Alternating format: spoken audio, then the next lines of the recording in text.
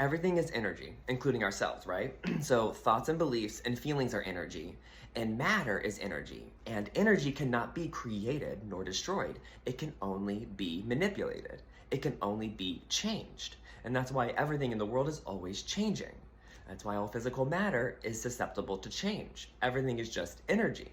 And then so that's a great understanding for you to approach what you're consuming. So all the things that you consume by way of food, but also content, like what are you watching? Is it the news that's fearful? Are you listening to people judge and be negative and you're partaking in that? Are you watching reality TV, a bunch of guilt and shame and fighting? You're taking that energy on. You don't think you are, but your unconscious mind is absorbing everything you're watching and consuming. And it's like we think that only applies to children. No, our mind is always the same. It's a sponge, it's absorbing the energy, and that's what you're feeding it. And so that energy becomes you.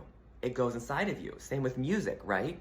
Angry music, angry people listen to angry music. And so they're feeding and perpetuating that state of being through the things that they're consuming. Music, television, news, what they're reading, right?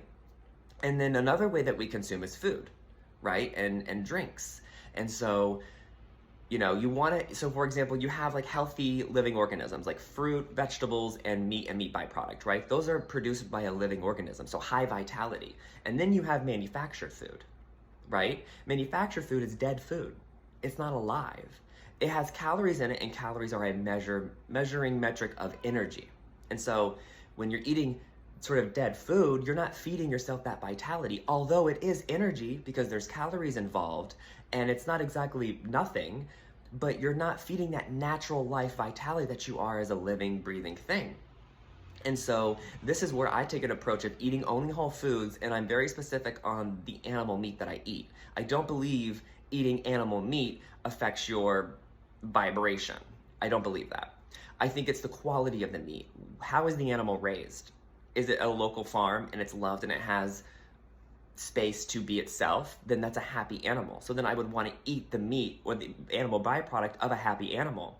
I wouldn't want to go to mass agriculture and all those grocery stores and eat the animal that's in fear and being treated like a gross margin, right? And whatever they're feeding those animals to, you're consuming.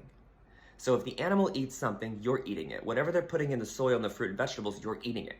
So this is where all of our consumption in both content and in food are adding to the energy that we have in our body, and that directly affects our mental and physical health. So for a healthy life, you want to be scrutinizing in what you're consuming.